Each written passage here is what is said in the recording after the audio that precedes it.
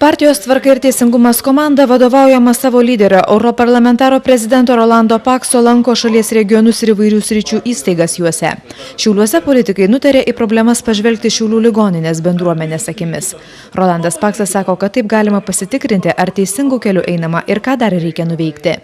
Formuojam programą, formuojam komandą, klausom šiuo atveju sveikatos apsaugos problemų ir ypač galima sužinoti daug, kaip sekasi pabuvojus tokios garbios ligoninės kolektyve.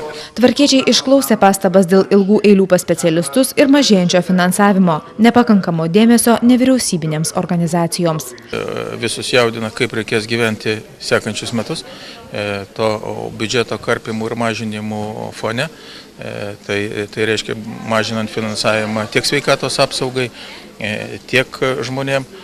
Partijos Tvarka ir teisingumas nariai įsitikinę, kad net ir taupant turi būti išsaugotos socialinio teisingumo nuostatos. Todėl jie nepritarė nei 4% biudžeto asignavimo mažinimui, nei PVM didinimui.